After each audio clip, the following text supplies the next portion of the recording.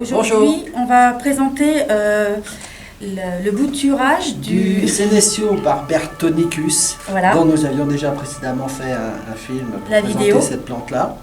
Donc là c'est tout simple. On vous montre comment on procède pour faire une bouture. Alors vraiment très très facile. Voilà le pied mère. Oui. D'ailleurs, on voit bien qu'il a été prélevé. Voilà, puisque là, du coup... 1, 2, 3 boutures. 1, 2... Là, on le voit bien. Et la troisième ici. Et du coup le fait d'avoir coupé, tu as déjà favorisé le développement de nouvelles Ouais, pousses. ça repart. Ça, c'est sympa. Voilà. Donc, les boutures ont été faites, alors à une période de l'année qui n'est pas tip-top, hein, on le répète souvent, 19 novembre. Donc, c'est vraiment pas une très très bonne période. Elles ont été faites vraiment simplement. On a pris une tête, là en l'occurrence, comme ça on va égaliser. On coupe. Alors de préférence avec un objet bien tranchant, Ouais. et puis désinfecté. Donc là, tu as pris le sécateur, mais ça pouvait être un ciseau, un couteau. Ouais, une lame bien tranchante en tout cas. Et ensuite, voilà, je montre exactement comment j'ai fait pour la bouture. Ça a été simple, je l'ai dépouillé. J'ai mis de l'hormone de bouturage, mais on peut très bien faire sans. On a vu que ça prendrait simplement plus de temps. Ensuite, si ma bouture n'est pas tout à fait droite, bon, je suis maniaque, je la recoupe droite, nette. Ensuite, je mets du terreau. Que tu mélanges avec un peu de sable. J'ai vu que tu avais mis du sable. Oui, alors là, c'était plutôt pour le rempotage. D'accord. Ah oui, d'accord. La manière dont j'ai fait la plaque, là, c'est avec un terreau sans engrais. Sans engrais. Ok. Donc ensuite, j'ai pris un petit bâton, mon doigt, enfin bon, on fait ça, et j'ai simplement positionné ma bouture dans l'alvéole. Donc là, tu l'as fait dans une plaque comme ça, mais tout le monde n'a pas une plaque de culture comme ça, donc tu pouvais le faire tout simplement dans un petit pot. Voilà, mais le plus petit possible. Ouais. Là, c'est même un peu trop grand. D'accord. Là, on n'a pas encore plus petit, mais le mieux, c'est de faire dans les plus petits contenants que l'on a. D'accord. Et on a laissé sous bâche plastique à une température constante de 20 degrés. Alors évidemment, vous allez me dire, oui, mais on n'a pas de bâche plastique, mais vous pouvez faire une espèce de mini-serre. C'est vrai qu'à cette période de l'année, il faut mieux quand même créer quelque chose d'assez chaud, en mettant sous la bâche. Du coup, en imaginant que la bouture elle était repiquée donc, dans un petit pot, oui. En utilisant par exemple les sacs à congélation, des petits sacs, voilà, mais il faut de bien fermer. Il faut penser franchement à l'ouvrir. Il faut que ce soit pratique quand même de l'ouvrir pour vaporiser régulièrement. Ça risque d'être un peu galère.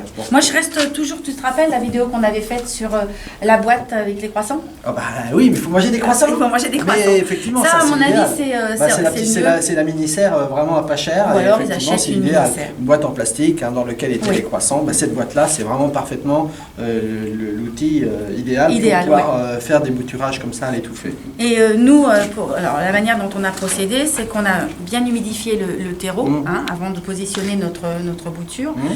On a toujours fait très attention à ce que le terreau soit humide.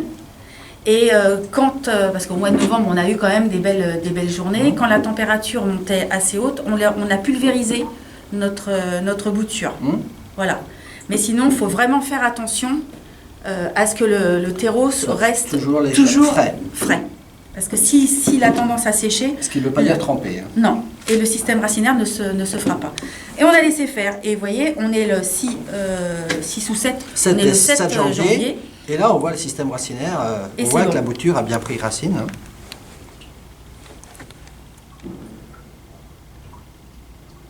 Ok. Sachant que c'est vraiment pas la période idéale. Ouais. D'accord. Donc là, pour rempoter, eh bien, on préconise de mettre un petit peu de sable. Ça mélanger. Ça lui fera du bien. On a utilisé un mélange spécial plante verte, c'est ça, dans lequel on y ajoute un peu de sable. Un petit peu de sable. Ok. C'est même mal mélangé, il faut bien. Et puis, il suffit après de mettre... Dans un petit pot. Alors là encore, ne jamais rempoter dans un pot trop grand. Non. Il faut vraiment que ce soit proportionnel à la plante. Et là, quand vous remplotez, ce que vient de faire Rémi, avec son doigt, il a fait un trou, un pré-trou.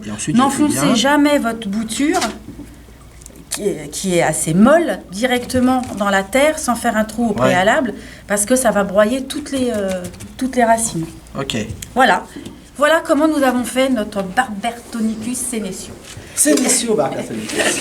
Et ça permet, quand vous faites des boutures, ça permet d'égaliser votre plante. Soit vous la laissez partir un petit peu tous azimuts, ça fait une plante un peu... mais là, au moins, le fait de faire des bouturages, ça permet d'avoir une plante trapue. Voilà. Là, on se rend compte, mais on l'avait déjà signalé dans notre précédente vidéo, il y a des pucerons.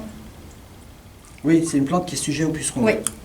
Mais là, si on utilise du savon noir, on peut très facilement se débarrasser. Alors moi, je vais en profiter pour... ah oui, d'accord. Le fait de couper les extrémités, pour la débarrasser. Ça enlève carrément, ça les retire direct. Puisque les pucerons ont tendance à se développer que sur les parties vraiment, vraiment aux extrémités de la plante. Du coup, là, on n'a quasiment plus de pucerons maintenant. Alors là, pour les besoins de la vidéo, nous avons prélevé une plante qui avait un petit peu de pucerons.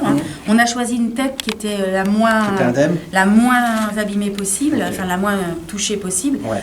Seulement, quand vous faites des boutures, il faut toujours que votre bouture, elle soit saine. Saine, c'est-à-dire que votre plante soit en pleine forme et pas de bestioles qui traînent. Voilà, je pense qu'on a tout dit. On a fini, on a fait le tour de cette plante, du Senecio. Oui. Et puis, on vous dit à bientôt sur une vidéo. À bientôt.